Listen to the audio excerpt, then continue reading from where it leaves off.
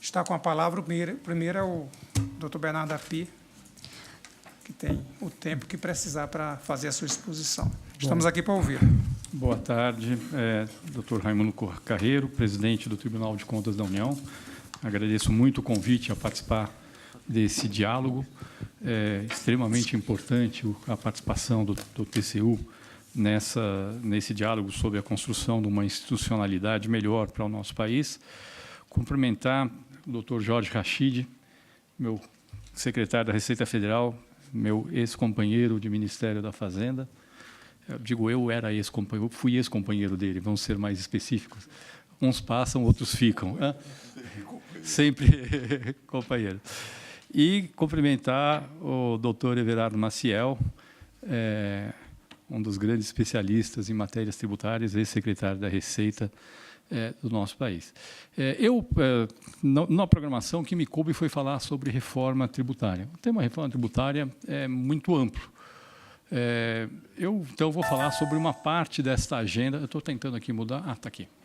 Tá bom.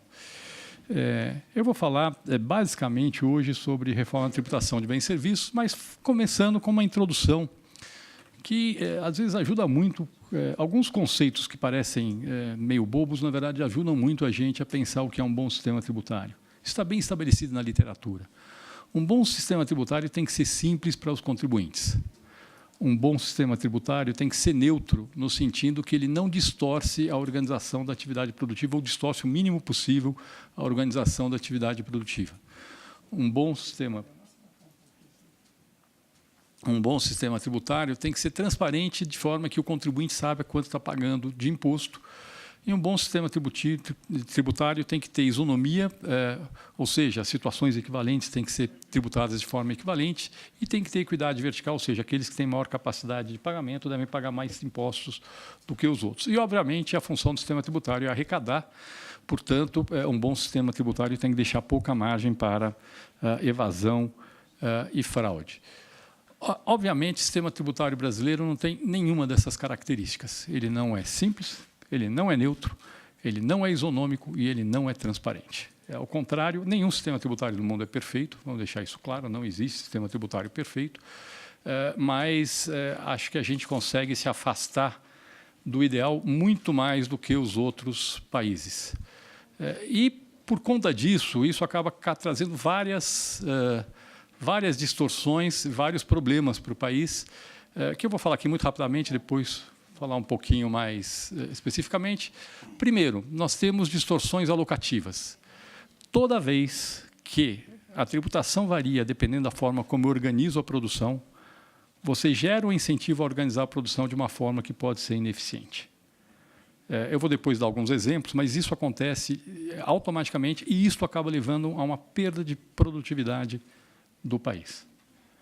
Só para dar um exemplo, sei lá, no Brasil nós temos benefícios tributários para que um caminhão saia de um estado, vá para outro estado e volte para o estado de onde ele saiu. Isso existe no Brasil hoje. Do ponto de vista do contribuinte, ele reduziu o custo ao fazer isso, ao mandar o caminhão de um estado para outro e o caminhão voltar para onde ele estava. Do ponto de vista da economia, é um trabalho absolutamente improdutivo.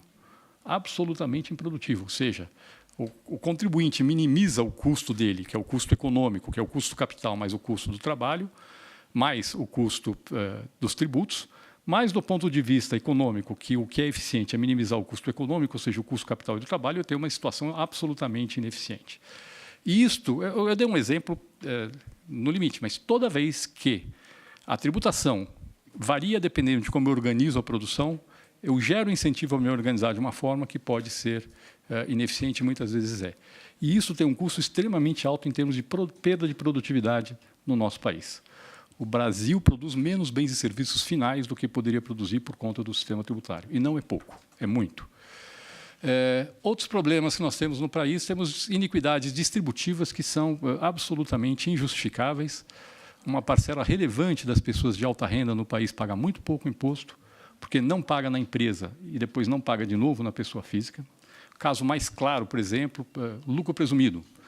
Um profissional de liberal que está no lucro presumido, ele arbitra que o lucro dele é 32% da receita Ele paga na empresa imposto sobre 32% da receita, mas, efetivamente, o lucro dele, que a renda dele na empresa, foi 80% da receita. Aí ele distribui para a pessoa física, tendo pago imposto sobre 32%, mas tendo como renda 80% da receita do que ele prestou. E isso é o sistema tributário brasileiro. Autônomo que exerça a mesma profissão, preste exatamente o mesmo serviço, vai pagar muito mais imposto de renda, inclusive muito mais contribuição para a Previdência, do que essa pessoa que é o sócio da empresa, que se organizou como sócio de empresa. Temos problemas extremamente sérios de prejuízo à competitividade da produção nacional, e aqui o grau de cumulatividade que existe no sistema tributário brasileiro é absolutamente cavalar, e isso acaba onerando a produção nacional muito mais do que os nossos concorrentes estrangeiros, seja na exportação, seja no mercado doméstico. Um grau absolutamente monumental de litigiosidade sobre matérias tributárias, muito grande. Tem uma dissertação de mestrado feita na GV Direito, em que ela pegou o valor das matérias em litígio tributário no balanço das 30 maiores empresas de capital aberto do Brasil, não financeiras, com perda possível ou provável. E comparou com o valor de mercado dessas empresas no final de 2014. O litígio correspondeu a 32% do valor de mercado das 30 maiores empresas de capital aberto no Brasil. 32%, um terço do valor das empresas em matérias em litígio tributário com perda possível ou provável. O impacto que isso tem em termos de insegurança jurídica, absolutamente cavalar. O impacto que isso tem em termos de perda de investimento no Brasil, monumental. O nosso sistema tributário é uma barreira à entrada de investidores no Brasil. A gente criou uma barreira tributária, uma barreira à entrada. A gente tem muito menos investimento do que a gente poderia ter. E quem investe com uma margem mais alta para compensar o risco que está correndo de operar nesse ambiente em que nós operamos. Uma grande complexidade para pagar impostos no Brasil. Tem aquela estatística do Banco Mundial, ainda que questionável, mas pela qual o Brasil é o campeão mundial em horas gastas por uma empresa de porte médio para pagar tributos. Tem que é questionável a metodologia, mas é um indicativo que temos problemas. Vamos deixar isso claro. Temos falta total de transparência. É impossível você saber qual é o montante de tributos que incidiu, tributos indiretos, que incidiu na cadeia de produção de qualquer bem ou serviço que você estiver adquirindo no Brasil. Impossível. Não é que é difícil, é impossível. Por quê? Porque depende de como a cadeia está organizada. Se a empresa que está no meio da cadeia recebeu um benefício fiscal, pagou menos imposto. Se no meio da cadeia tem uma empresa do simples, do lucro presumido, pagou um imposto diferente do que se todas as empresas que estão na cadeia tiveram outra forma de organização. A quantidade, se no meio da cadeia a empresa adquiriu um serviço que foi tributado por ISS e não gerou crédito, ela pagou mais imposto do que se ela fez o mesmo serviço internamente e não pagou imposto não recuperável ao longo daquela cadeia. É impossível saber, impossível. Tem uma lei que manda o comércio publicar a carga tributária estimada na nota fiscal. Vou lhes dizer, tem um programa que chuta um número que joga na nota fiscal. Tem o Dr. Clóvis Panzarini, fez um teste prático uma vez, muito interessante. Ele foi no supermercado e comprou 5 latas de cerveja e uma banana, e logo em seguida comprou 5 bananas e uma lata de cerveja. E eu não sei qual é a carga tributária nem da banana ou lata de cerveja, mas eu tenho certeza que a da cerveja é maior que a da banana, absoluta. E a carga tributária das cervejas deu menor que a da banana na nota fiscal. Portanto, obviamente, tem um programa que chuta um número e joga um número na nota fiscal, que não serve para nada, não informa nada, o contribuinte não dá nenhuma ideia do que, de fato, foi pago de imposto naquilo que ele está comprando. E o nosso sistema tributário gera muita tensão federativa. A guerra fiscal entre os estados é o caso mais visível, mas o mesmo ocorre no caso dos municípios. Só veio recentemente a disputa entre eles na Lei Complementar 157 para tributar no destino alguns serviços de uma forma meio desorganizada e por aí vai. Bom, nós temos problemas em todas as áreas e temos desafios de melhoria em todas as áreas da tributação. Na tributação sobre bens e serviços, com certeza, são os maiores problemas do ponto de vista de efeito sobre a produtividade e efeito sobre tensões federativas no Brasil. O efeito do sistema tributário brasileiro sobre a produtividade do país está claramente concentrado na tributação de bens e serviços. Mas temos problemas na tributação da renda, não só do lado distributivo, mas inclusive do ponto de vista da competitividade do país. Temos um problema bastante sério e muito pouco discutido na tributação da folha. A tributação da folha no Brasil é alta, muito alta para padrões internacionais, muito alta. Ela não é só alta, ela é muito alta para padrões internacionais e gera uma brutal informalidade para baixo, para baixa renda, e para cima, via pejotização. As pessoas que viram PJs deixam de pagar contribuição sobre folha, que é uma forma de informalidade de rico, vamos dizer assim. Tá certo? E é um problema sério. É um problema sério. E afeta bastante a competitividade do Brasil e a formalização. Temos problemas nos nossos regimes simplificados de tributação. Por quê? Porque a gente montou regime simplificado de tributação com níveis de enquadramento, de faturamento para se enquadrar nos níveis, que são altíssimos para padrões internacionais, nos quais se trocam a tributação normal de uma empresa, que é sobre o valor adicionado, o lucro e a folha, e quando eu somo o lucro e a folha, basicamente dá o valor adicionado, por tributação do faturamento. O que acaba tendo como efeito gerar um sistema que é muito favorável para empresas que têm alta margem e muito pouco favorável para empresas que têm baixa margem, que são exatamente aquelas que mais precisariam de apoio do setor público. Ou seja, nós favorecemos quem não precisa e não favorecemos quem precisa. E isso para níveis de faturamento elevadíssimos, extremamente elevados, o que acaba levando também a distorções distributivas por consequência. Automaticamente leva a distorções distributivas por consequência. E temos uma grave deficiência no nosso processo administrativo fiscal, ou seja, no sistema que regula a relação entre o fisco e o contribuinte, principalmente na solução de divergências de interpretação. Acredito que esse seja o tema do doutor Everardo, então não vou tratar, mas claramente temos problema nessa área também. Então, temos problemas generalizados. Não vou falar de todos os problemas, vou falar apenas da tributação de bens e serviços, que é a questão mais importante do ponto de vista da produtividade do país. Do ponto de vista da tributação de bens e serviços, como é que o mundo tributa bens e serviços, o consumo de bens e serviços? Todos os países relevantes do mundo, exceto os Estados Unidos, adotam o modelo do imposto sobre valor adicionado. Nem todo país tem um bom IVA, mas todo mundo sabe o que é um bom IVA. Está muito bem estabelecido na literatura o que é um bom imposto sobre valor adicionado. Isso é muito claro. As características são muito claras. Incide uma base ampla de bens e serviços, tem crédito amplo, tudo que é utilizado pela empresa gera crédito, desonera completamente exportações, desonera completamente investimentos, é tributado no destino, tem um mínimo possível de alíquotas e de regimes especiais. Isso está muito bem estabelecido na literatura. O Brasil até tem tributos que fingem que são IVAs, como o ICMS. O ICMS, em princípio, é um IVA, mas é um IVA da pior qualidade possível.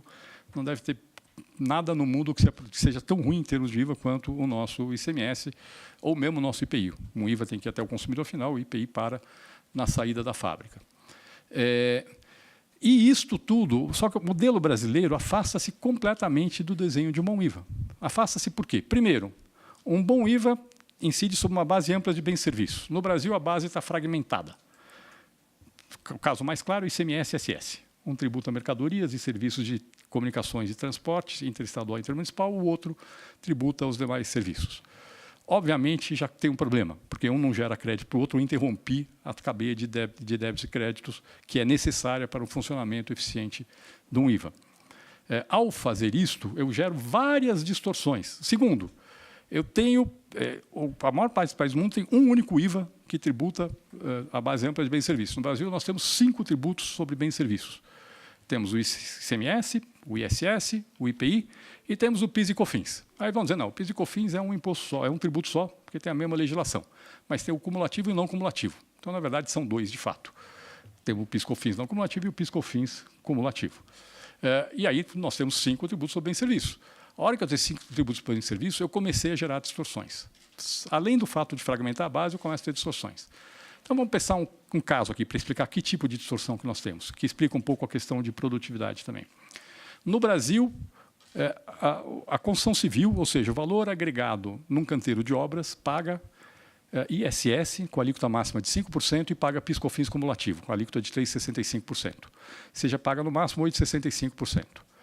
O valor adicionado numa indústria para produzir uma estrutura pré-fabricada que eu queira montar num canteiro de obras, paga ICMS, em São Paulo, numa estrutura metálica, 12%, paga PIS/COFINS não cumulativo, 9,25%. Então, paga no mínimo 21% e 25%. Pode pagar IPI em alguns casos, normalmente não. O que acontece? Suponha, então o que acontece? Fazer obra de concreto armado no Brasil, do ponto de vista tributário, é muito mais barato do que fazer obra com estrutura pré-fabricada. O que acontece? Vamos supondo, não sei se é fato, mas vamos supor que com a mesma quantidade de trabalho e capital que eu produzisse 10 prédios de concreto armado, eu pudesse construir 11 prédios com estruturas pré-fabricadas. O sistema tributário me empurra a construir 10 prédios de concreto armado, arrecadando a mesma coisa, com a mesma arrecadação. Ou seja, o sistema, aquela ideia de que a distorção alocativa. Toda vez que a tributação varia da forma como eu organizo, isso gera distorção alocativa. Então, obviamente, isso acaba sendo uma consequência não só da fragmentação da base de incidência no Brasil, mas da multiplicidade de benefícios fiscais que nós temos no Brasil. Benefícios fiscais que são concedidos de forma, muitas vezes, pouco transparente, em alguns casos, pouco republicanas. Tá certo? Então, temos aqui, e toda vez que você tem um benefício fiscal, eu estou favorecendo alguém em detrimento de alguém que não recebeu aquele benefício. Às vezes, a diferença entre setores, entre regiões, às vezes, entre empresas do mesmo setor dentro da mesma região. O problema é absolutamente, você começa a distorcer completamente a forma de organização da economia e, com isso, você perde eficiência. Todo o problema de incidência acumulativa, que eu já disse que é um problema, desde tributos puramente cumulativos, como é o caso do ISS, até o problema sério que nós temos de recuperação de créditos, no caso do ICMS, os famosos bens de uso e consumo, que hoje não dão direito a recuperar o crédito pago, e, no caso do PIS/COFINS, o problema de divergência de interpretação sobre o que gera crédito entre a Receita Federal e os contribuintes, no qual a Receita Federal tem uma visão muito mais restritiva sobre o que gera crédito. Agora, vou ser bem claro, de certa forma, a posição da Receita até se justifica, porque o modelo do PIS/COFINS, à medida que ele tem um modelo que não é o modelo que a gente chama de crédito fiscal, que aquilo que é pago na etapa anterior gera crédito, é o modelo que a gente chama de base contra base, ou seja, pega a diferença entre a receita e o valor dos insumos. E sobre isso eu aplico os 9,25%. O que acontece hoje?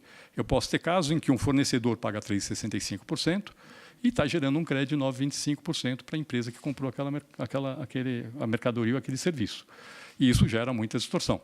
E as restrições que são colocadas hoje à apropriação de créditos PIS/COFINS, de certa forma, se aplicam mais àqueles casos em que eu tenho uma tributação menor no fornecedor do que o crédito que seria gerado no tomador. Mas é assim, eu tenho um problema que, para corrigir esse problema, eu quero um outro problema. Tá certo? Eu tenho o problema do regime de base contra base. Para minimizar esse problema, eu começo a colocar restrições à apropriação de crédito que me gera outro problema e outra distorção dentro do desenho do sistema tributário. Na hora que você vai somando todas essas questões, bom, temos um outro problema a mais, que é o da cobrança na origem. Cobrança, no caso mais conhecido, do ICMS, quer dizer, uma boa parte do ICMS nas transações interestaduais fica no estado de origem. Isso está na origem da guerra fiscal entre os estados, mas isso também tem outras consequências além da guerra fiscal dos estados. Uma das consequências é ter um modelo tributário com viés anti-exportador. Por quê? Pensem numa empresa que está no estado A que compra insumos no estado B. Aqueles insumos são tributados no estado B e a empresa exporta, tem alíquota zero, não tem débito, e o estado A deveria devolver para ela o crédito do imposto que foi pago no outro estado. É óbvio que o estado cria um monte de dificuldade para devolver aquele crédito para aquela empresa. Com razão. Ele tem razão de fazer isso. Por que eu tenho que devolver um imposto que foi pago em outro estado? Isso cria um viés anti-exportador dentro do sistema tributário brasileiro. E é um viés, na verdade, pró-importação de forma distorcida, porque muitas vezes benefícios fiscais beneficiam mais produtos, insumos e equipamentos importados do que o mesmo insumo e o mesmo equipamento comprado em outro estado da federação.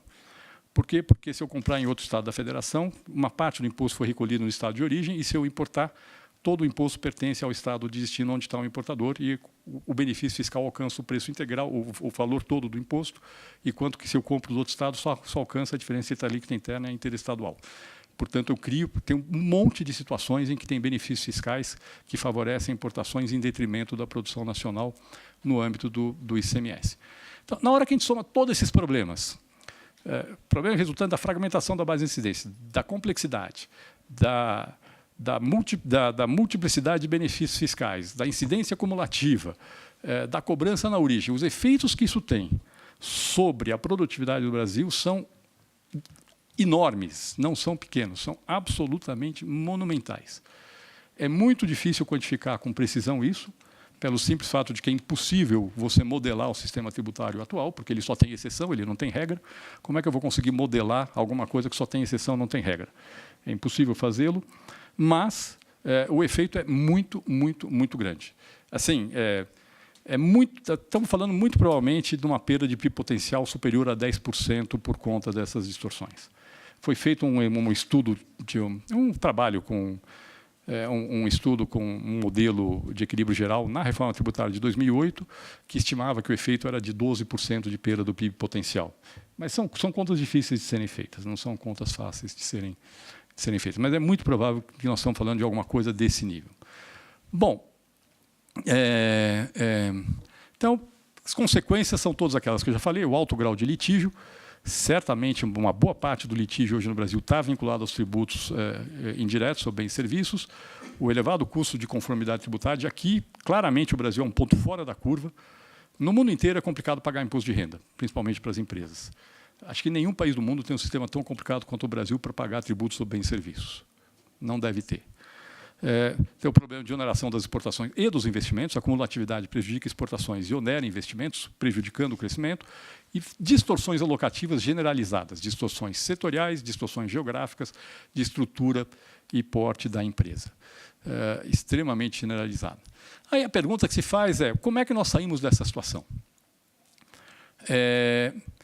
Dá para melhorar os tributos atuais? Dá. Dá para melhorar. O efeito disso vai resolver o grosso dos problemas? Não. Não vai resolver o grosso dos problemas. Por quê? Porque uma parte dos problemas que nós temos é estrutural. É impossível você ter um bom IVA no Brasil enquanto você tiver o ICMS e o ISS separados. Impossível. Não há como ter um bom IVA, uma boa tributação de bens e serviços com a segmentação da base de incidência. É um problema estrutural. É impossível ter um bom imposto com IPI. Não existe IVA que acaba a incidência na saída da fábrica. Óbvio, o IVA é um imposto sobre consumo. Ele tem que ir até o consumidor final. O que acontece? As empresas jogam a margem para a distribuição, a Receita vai lá, autua, e aí gera um contencioso em cima de uma falha do tributo. A gente gerou um contencioso grande hoje por conta de uma falha no desenho do tributo. Ou seja, dá para melhorar? Dá. Mas o processo de melhora, por um lado, tem um custo político que pode ser muito alto. Então, vou dar um exemplo. A Receita Federal, já desde 2015, né, Rachid, está discutindo a reforma do PIS/COFINS.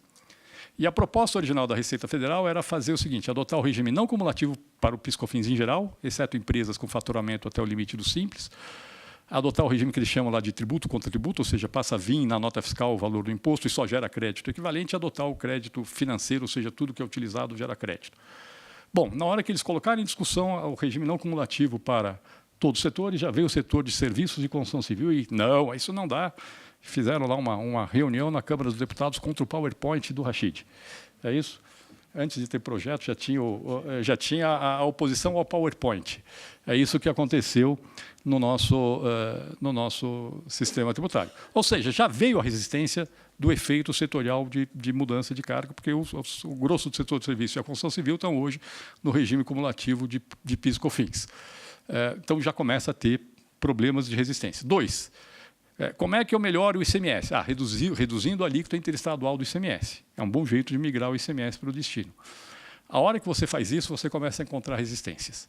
Primeiro, pelos estados, pela redução dos incentivos fiscais, então as empresas que perdem incentivos fiscais vão começar a resistir. Segundo, dos estados que perdem o poder de dar benefício fiscal. Terceiro, porque isso redistribui a receita entre os estados, tem ganhadores e tem perdedores, e aí vão lá pedir um fundo de compensação por parte da União. E quarto, dos próprios contribuintes. Por quê? Porque na hora que eu baixar a alíquota interestadual do ICMS, eu vou começar com uma empresa que vende muito para outros estados e compra insumos internamente, então ela vai comprar internamente, sei lá, em São Paulo a 18% e vai vender pela proposta do governo, a 4% para outro estado. Então, vai começar a acumular crédito. Como os estados não gostam muito de devolver créditos acumulados de ICMS, começou a criar um problema que não existe hoje. Eu vou tentar resolver um problema de ICMS, vou criar outro problema, que é o acúmulo de créditos em operações interestaduais. Então, o ponto nosso é o seguinte, olha, dá para melhorar tributos atuais? Dá. Dá para melhorar o PIS/COFINS, aproximar do modelo do IVA? Dá. É a proposta que a Receita estava discutindo. Mas tem resistências. Dá para melhorar o ICMS? Dá, mas vai ter resistências e vai criar outros problemas que não existem hoje, se você não resolver os problemas todos juntos. Deste ponto de vista, a nossa avaliação no Centro de Cidadania Fiscal, que é onde eu estou trabalhando hoje, é que é melhor para o Brasil, para enfrentar os problemas da tributação de bens e serviços, o ideal é fazer uma reforma tributária ampla. É uma reforma tributária que permita migrar do nosso sistema para um sistema com as características de um bom imposto sobre valor adicionado. Tem dificuldades? Obviamente tem dificuldades. Ninguém aqui está minimizando as dificuldades. Que dificuldades tem? Primeiro, tem um problema federativo. Qualquer sistema desse, que você migrar para um IVA que é cobrado no destino, vai implicar em redistribuição de receita entre entidades federativas. Segundo, tem a questão da autonomia federativa. Os estados hoje têm a autonomia de usar muito mal os impostos deles, mas eles usam, dando benefício, fazendo um federalismo fratricida que a gente tem, mas eles têm autonomia muito mal usada, mas têm autonomia de gerir os seus tributos. Temos problemas de desigualdade regional. Por mais ineficiente que seja a guerra fiscal, e que generalizou hoje todos os estados dão benefícios fiscais no Brasil, todos, inclusive os mais desenvolvidos, o fato é que ainda é visto como uma forma de compensar desigualdades regionais. E aí, se você tirar esse poder, você vai ter a resistência de falar, mas como é que eu vou fazer o meu desenvolvimento regional? Temos problema do lado das empresas? Temos.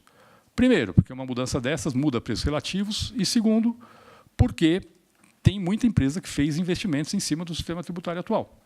Se eu mudo o sistema tributário atual muito rápido, de um dia para o outro, vai ter empresa quebrando, porque fez investimento em cima de um sistema todo torto, cheio de benefícios que não deveria existir, mas que ela fez investimento em cima dele. No dia seguinte, ela se torna não competitiva, e aí ela não opera, ou ela tem que operar com uma margem tão baixa que eu tenho uma perda do capital investido naquele investimento. Então, o que nós estamos propondo no Centro de Cidadania Fiscal para resolver esse problema? Basicamente, o que nós procuramos fazer foi falar assim, olha, como é que nós conseguimos pensar numa reforma tributária cujo ponto de chegada é um modelo compatível com as melhores práticas internacionais de tributação do consumo de bens e serviços, mas que minimize as resistências que estão vinculadas a esse tipo de transição. Então, o que nós estamos propondo, basicamente, é substituir os 5 tributos atuais sobre bens e serviços, PIS, COFINS, IPI, ICMS e ISS, por um único imposto do tipo IVA, que a gente está chamando de Imposto sobre Bens e Serviços, IBS. IBS por quê? Porque os IVAs modernos chamam Goods and Services Tax. Só por causa disso, é o padrão mundial, não tem nada de diferente. Além disso, nós estamos propondo criar um imposto seletivo com incidência monofásica sobre bens e serviços com externalidades negativas, como, por exemplo, o fumo. É simplesmente um imposto para compensar externalidades negativas. Como é que nós estamos pensando a transição para o IBS? A nossa proposta é, cria-se um novo imposto, o IBS, com uma alíquota de 1%, baixa. Nesse primeiro momento, para não haver aumento de carga tributária, reduz-se a alíquota da COFINS e apenas da COFINS, ou seja, não afeta estados e municípios, opera com a alíquota de 1% durante 2 anos. Por quê? Para ajustar operacionalmente o novo imposto, e para saber quanto arrecada. A partir daí, nos 8 anos seguintes, reduz-se progressivamente todas as alíquotas dos tributos atuais. A alíquota interna, interestadual, todas as ad valorem e ad rem. Então, o que nós estamos falando, no primeiro ano, os tributos atuais vão arrecadar 7/8 do que eles arrecadam hoje, serão 7/8 do que eles são hoje. Como eu sei quanto eles arrecadam, eu sei quanto é 1/8 do quanto eles arrecadam, eu sei qual vai ser a perda de receita, eu sei quanto 1% de alíquota do novo imposto arrecada, eu sei quanto eu tenho que subir a alíquota do novo imposto para repor essa receita, mantendo a carga tributária constante. E esse modelo, então, permite fazer a transição dos tributos atuais para um novo imposto, mantendo a carga tributária totalmente constante ao longo da transição. Inclusive, o nosso desenho é que você reponha ano a ano a perda de receita em cada um dos anos da transição. Ou seja, é o que a gente chama de base móvel. Você vai ajustar o que você perdeu de receita, você vai repondo com um novo imposto. Bom, para que precisa de uma transição tão longa? Por que precisa de uma transição de 10 anos? Eu, como economista, adoraria fazer uma transição mais curta, deixar isso absolutamente claro. Precisa porque tem muito investimento feito em cima do sistema tributário atual. Ou seja, as empresas fizeram investimentos em cima de um sistema todo distorcido. Se você mudar muito rapidamente o sistema, vai ter muita empresa quebrando. E aí eu tenho um problema nas empresas, ou quebrando, ou tendo uma perda de capital.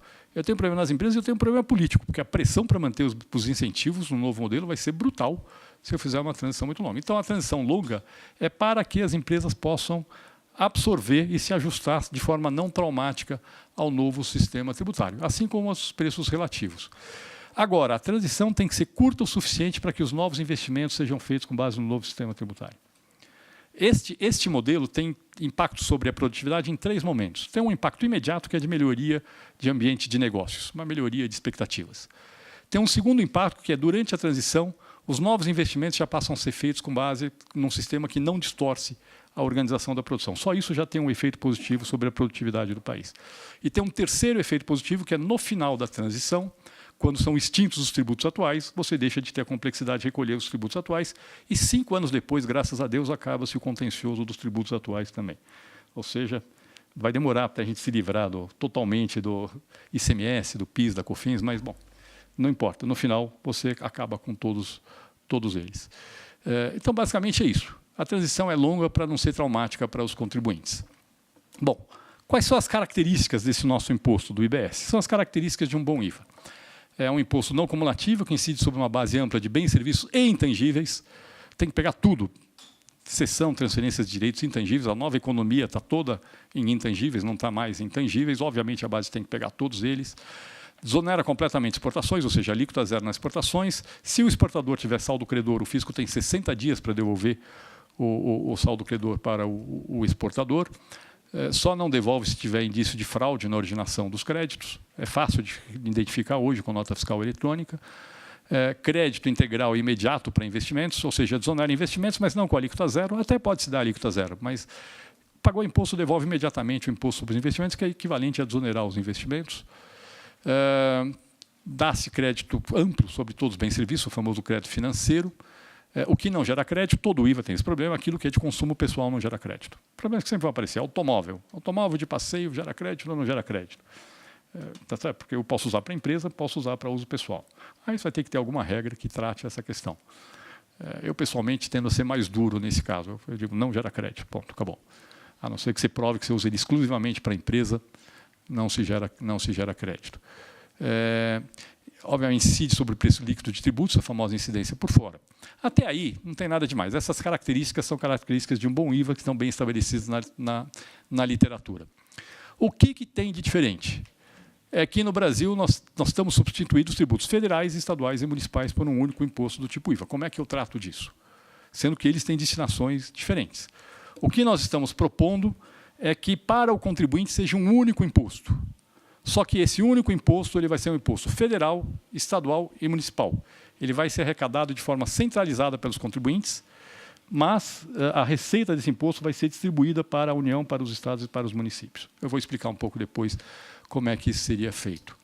Bom, outras características da nossa proposta. A gente, seguindo as recomendações internacionais, estamos propondo uma alíquota uniforme para todos os bens e serviços. Sabemos que é complicado politicamente, mas entendemos todos assim. Quando você tem a classificação, quando você diferencia alíquotas entre bens e serviços, automaticamente você tem um problema da classificação. Toda vez que você tem um problema da classificação, você tem o custo da classificação e você tem o contencioso. É inevitável.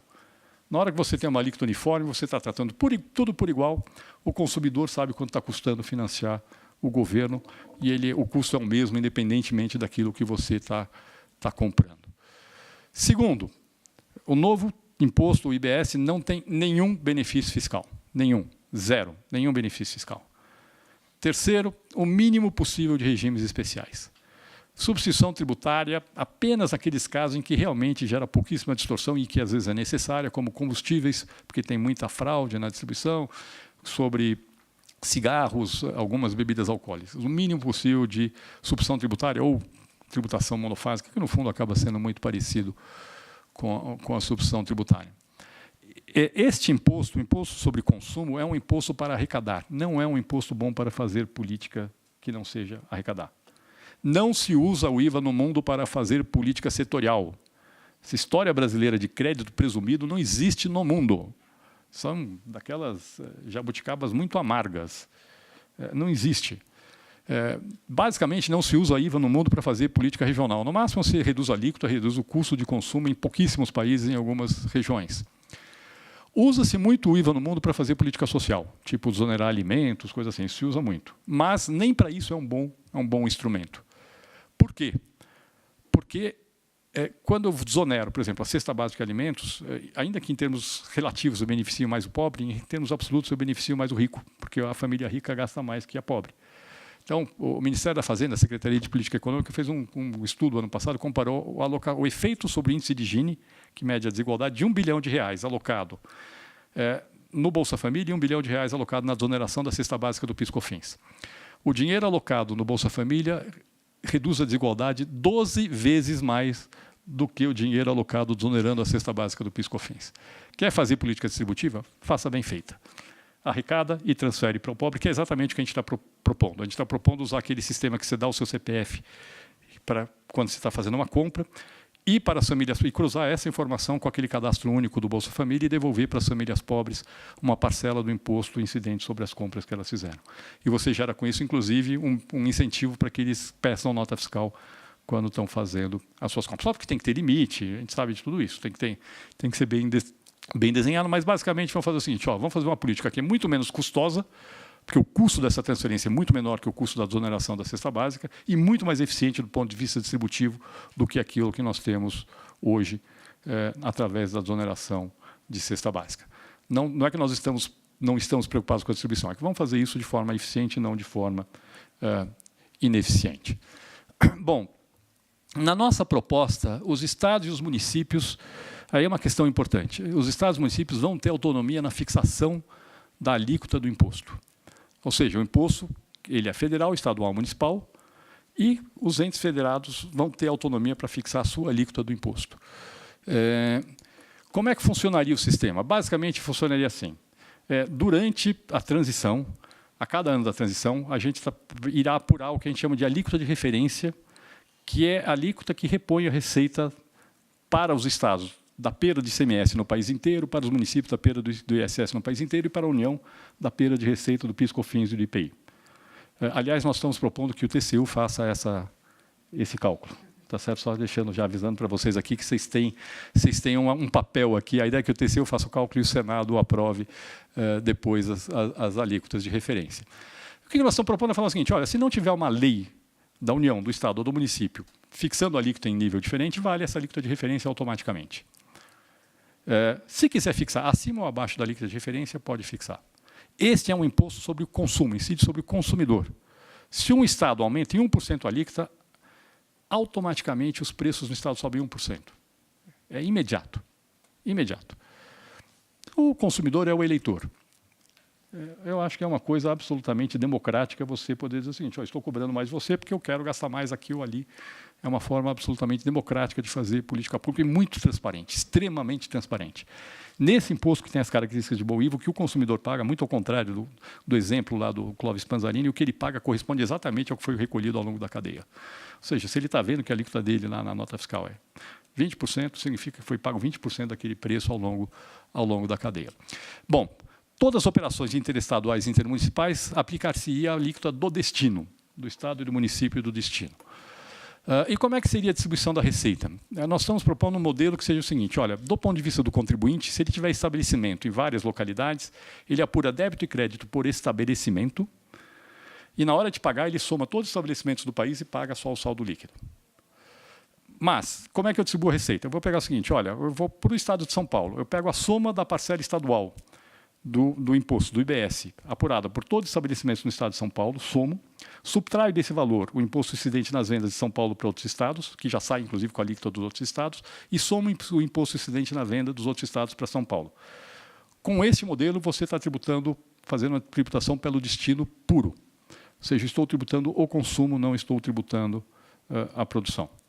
O imposto, a distribuição do imposto feita dessa forma, ela é totalmente proporcional ao consumo, é o que a gente chama de destino puro como forma de distribuição da receita. Só que a gente faz destino sem precisar de alíquota zero na transação interestadual, porque isso gera muita fraude. Mesmo na Europa, que já é mais organizada que a gente, tem fraude. Imagine aqui no Brasil, se a gente adotasse a alíquota zero no estadual. Bom, então esse seria o modelo. Agora, obviamente, se eu estou transitando a distribuição da receita para o destino, isso tem um efeito, redistribui a receita entre estados e entre municípios. Como é que a gente está propondo para tratar dessa questão? Estamos propondo tratar com uma transição bastante longa na distribuição da receita entre estados e municípios. Como a receita é feita de forma centralizada, eu posso decidir como eu vou distribuir essa receita feita de forma centralizada. Então, o que nós estamos propondo é que nos primeiros 20 anos, a partir do momento que começa a reduzir as alíquotas do ICMS e do ISS, o valor da receita de cada estado e município que eles perderam ao longo da transição, corrigido pela inflação, vai ser mantido.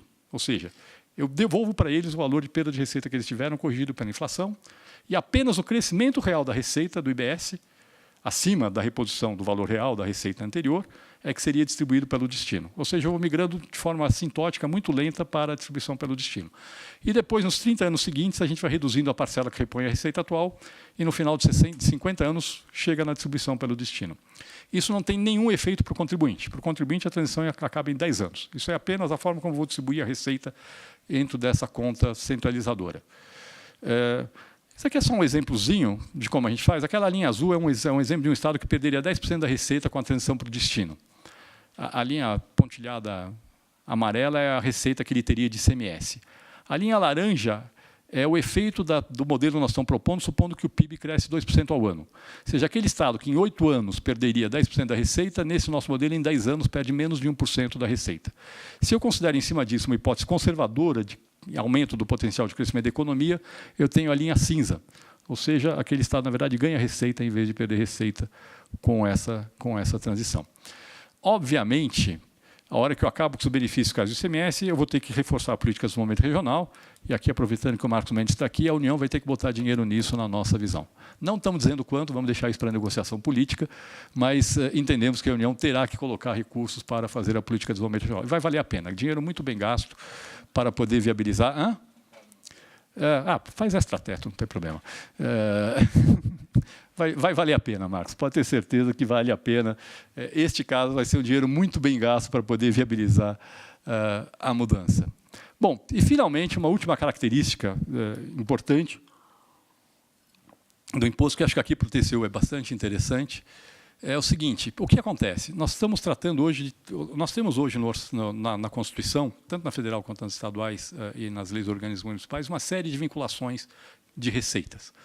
O que nós estamos propondo dentro desse modelo? Nós estamos propondo substituir as atuais vinculações de receitas por subalíquotas dos tributos. Nós estamos chamando de alíquotas singulares. No começo a gente estava chamando de alíquota específica, o Rachid me falou que a alíquota específica era outra coisa, então mudamos para alíquotas singulares, que podem ser gerenciadas individualmente. Deixa eu tentar explicar um pouquinho isto. Então, vamos falar o seguinte: olha, nós não sabemos qual vai ser a alíquota desse novo imposto, só vamos saber isso na transição, mas estimamos que vai ser algo de uma próxima alíquota de 25% por fora.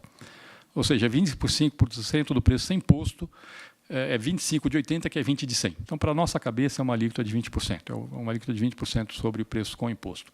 Dessa alíquota de 25%, 9,2% é a parte federal, 13,8% a parte estadual e 2% a alíquota municipal. Essas são as alíquotas de referência, aquelas que repõem a receita atual.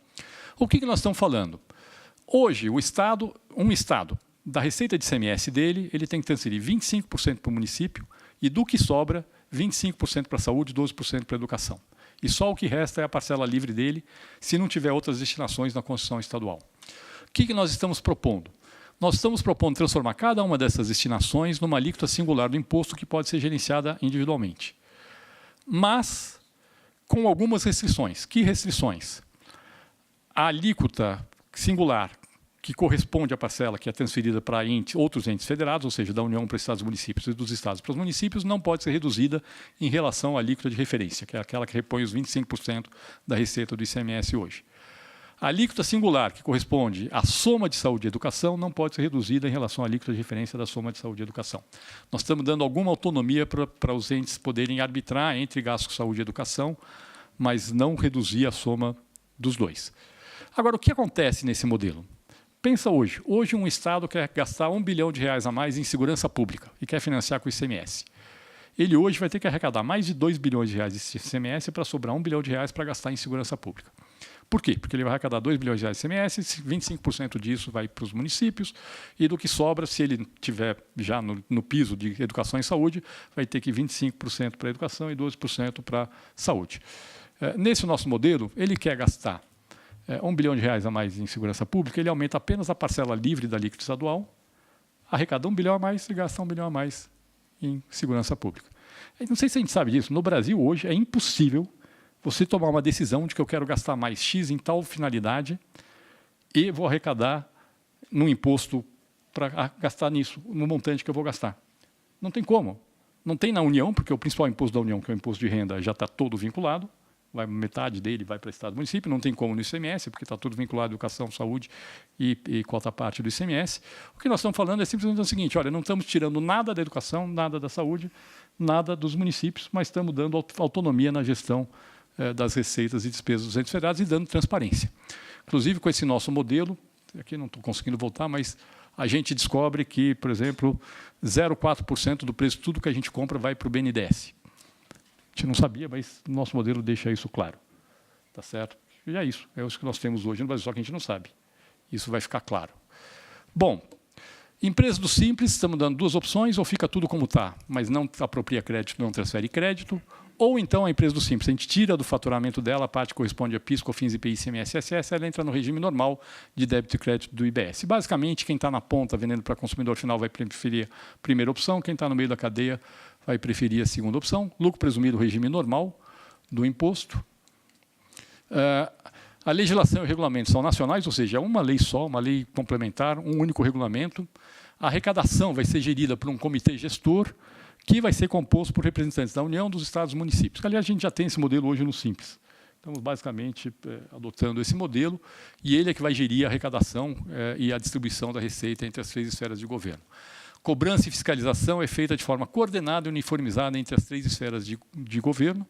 O comitê gestor vai definir os critérios ou seja, os fiscos vão ter que se coordenar para fiscalizar o imposto, e aí vão ter que distribuir tarefas.